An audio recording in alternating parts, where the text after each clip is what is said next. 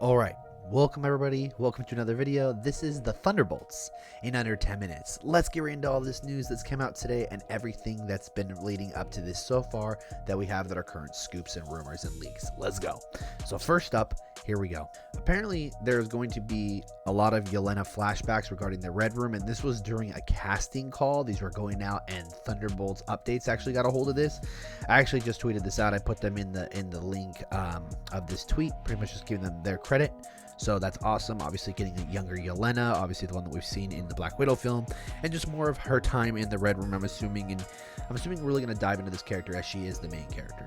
Next up, we have the filming location and how this little hint from Atlanta filming really gave us who the main bad guys are and exactly what their goal is. Check this out. So essentially Atlanta filming put, this is where Thunderbolts is and has been and will be for weeks. They are filming the scene where the Who sits, free the Who sits from the Who is It's cage, which is guarded by the 3-letter people.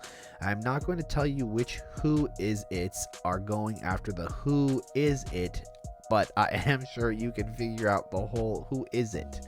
So essentially we know A.I.M is the company. Now let's dive into them a little bit and what the next part of the rumor was and what they're doing, who they're guarding, and what they have. Check it out. So essentially coming from Caden from the streamer, it pretty much says, seems like A.I.M will have a Sentry captive, which then Val will send the team to get him back.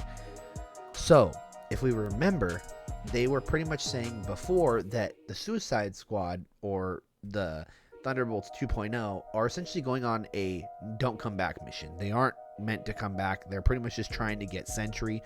We don't know exactly if he's going to be Sentry or if he's going to be Bob, how it's going to be at first. I'm assuming it's going to be Bob. He's just going to be this small soldier. They're going to be like, who's this guy, you know? And they don't know that he has the super soldier serum that's 100 times more potent, and it just gives him the abilities of, ridiculous god powers. But anyways, I'm assuming that A.I.M is testing on him. If you don't remember, A.I.M actually was the people who created the extremists and so on and so forth, and we saw them in Iron Man 3, and they also were claiming to be the real Mandarin. But that is so cool to see the fact that, maybe they're helping create the Hulks for this World War Hulk thing if that happens, and they're also creating super soldiers. I mean, this whole film is about super soldiers. Red Guardian, Bucky, Yelena, Taskmaster, Ghost, Sentry, literally all super soldiers. I would be very surprised if Captain America didn't show up. Steve Rogers, that is. But anyways, next up, we're going to go on to each character and essentially their goal and what Bucky's doing that might be a little bit different. So essentially in Thunderbolts, Yelena is the leader of the team, which is initially made up of the US Agent, Ghost, Taskmaster, and Sentry. Obviously, they're looking for Sentry. Val, Bucky, and Red Guardian are not part of the team.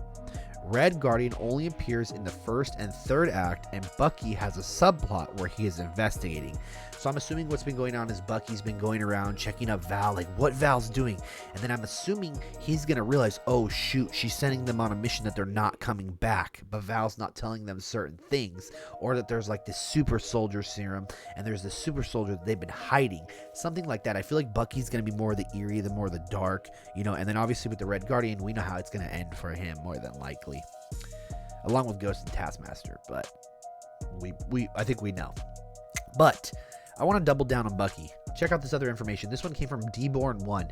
Very reliable scooper from Reddit. Check it out. Essentially, Bucky joins the team in the third act. Yes, but I didn't say he doesn't play a role before that.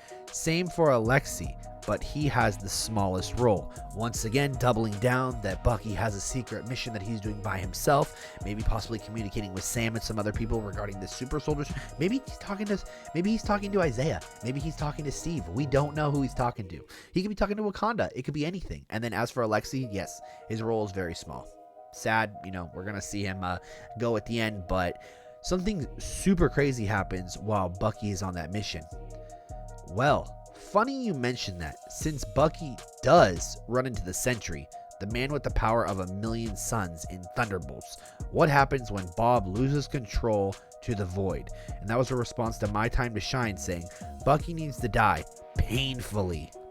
So, I mean, it makes sense. Like, say Bucky is the opening scene and he's going through and he's looking, and then he runs into Bob and Bob freaks out, and obviously he's the Sentry. Now this is the thing that's weird.